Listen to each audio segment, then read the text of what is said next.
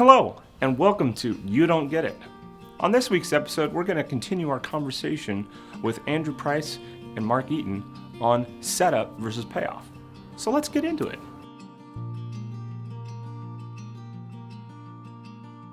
Which one would you start with? Do you have to know what your payoff is before you can figure out how to set it up? Well, Does it depend on what you're writing? It's a really tricky question because your inspiration will come from just about anywhere, and Right. you'll be writing stuff down all the time. Like, oh, this would make a great, Act 2 moment. This would make a great Act 3 moment. Oh, here's a great payoff for some kind of a setup. I don't know. When I was working on a fundraiser one time, we were in a church up in Vancouver, and the pastor was praying, and they were going on a mission trip to Belize, and it occurred to me, Belize sounds an awful lot like believe. Yeah. There's got to be a joke there somewhere, and I'm standing up there with him. He's going to pass the mic back to me in a second. It's like, I got to come up with a joke. So Belize. What rhymes with Belize? Ripley's Believe It or Not. Believe You Me. I believe in Santa Claus. All this stuff. And this was the right after the '90s were over. We just seen Prince of Egypt, and so I got the microphone back and said, "Thank you, everyone. I hope you'll give generously. There can be miracles when you believe." That was a triple groaner. and then I ran over the tree. But but the joke held, and they still talk about it there, I guess. So it can be one little thing that then you just go right off of that. Yeah. And a lot of English humor is based on a pun. I guess I'm going back to jokes now, aren't I? That's okay. I mean, they're a good little microcosm. They really do help you create stories because it's they're quick little and they're a part of it. Mm-hmm. Yeah, it's part of a misunderstanding that could go either way. We thought it was going to go this way, but it's actually going this way. Return of the King, for example, they say the Witch King of Angmar, no man can kill. Yeah. And then you think no mortal can kill. It's like no man can kill for whatever reason. Because you were default male, you sexist swine. Cha. Anyway, and Eowyn rips her helmet and said, "I am no man," and it's a great, wonderful moment when she just stabs a guy right in the face. So, don't do violence. And so in that instance, I'm not really sure if Tolkien would have, what Tolkien came up with first. Was he like, all right, well, this woman's going to kill the Witch King. Mm-hmm. How can I sort of make it implied that the Witch King can't die, but still have this loophole? I know he got it from Shakespeare. Mm-hmm. Is there someone Macbeth, I think it is, yeah. And then because someone was cesarean section, and it was like, well, loophole, and he didn't like that, and he's like, no, I'm going to do it better. Yeah. So I think Duff. Is that the guy who was from the womb untimely ripped? I don't know enough Shakespeare. Okay, that's a really good point. At times I wish I did, but well, actually, part of Tolkien's inspiration came from the idea that Burnham would. They thought that the wood was going to come marching towards the castle, and it's like on the day that happens, that's when you're going to die. It's like, right, the wood's going to come marching, and it turns out to be a bunch of guys holding branches in front of him, but it looks like the wood is moving, kind of thing. And he's like, forget that, I want actual trees walking. So that's how he came up with. I love that Tolkien was like, my goal here is to improve on Shakespeare, and in those two instances, he did. I think so. He did great. I think to go to your initial question of like what comes first, I think it just depends on what kind of writer you are.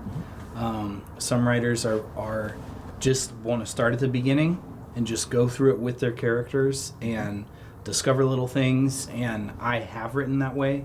I can't write that way anymore because I write myself into too many corners where then I wish I was able to go back and kind of readjust. So now I definitely do the smallest version of it, try to flesh that out, and then try to flesh that out a little more and flesh it out a little more.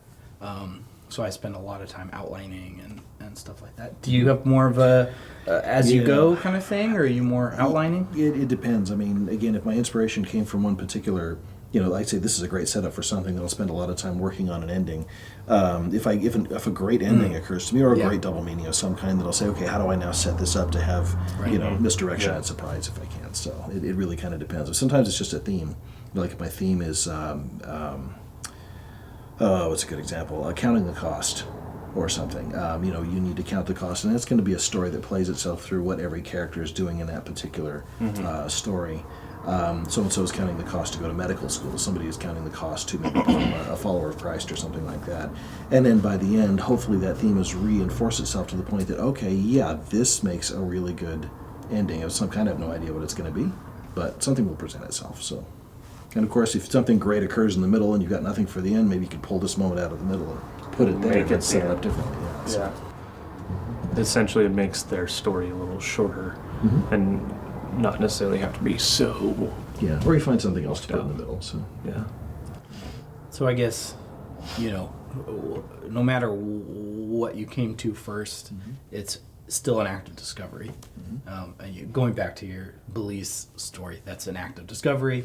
That happens within a few seconds, but you know one thing and you're searching for the rest, and that's just what writing is. Is you're just like, I know one thing and there's 100 things I don't know. And then once I figure out one of those things, I realize there's 100 other things that I need to figure out. And that's just how it goes. And sometimes it's a matter of just, you've got these elements in your hand, you just kind of throw them up in the air, and sometimes a pattern will emerge, and it's like, oh, let's do that. So Yeah. sometimes it's a really horrible pattern, but sometimes it's really good. So. I think that this idea is some of what I've missed with in my script writing classes that I had,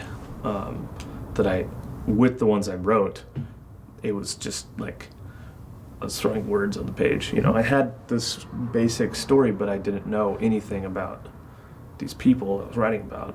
And so there was no way to, my setup and payoff was too easy, essentially. And so I was like, Well, it's so easy to fall into the old patterns again. It's like, Right. I've seen this in 100 different movies, I'm just going to use it in my movie. And it's like, yeah, okay. it's hard to it's hard to do something original because, it's easy to I've just done go. so many times, yeah. I've done it. So one other common setup and payoff is like a gift, like a wrapped gift, and what's inside.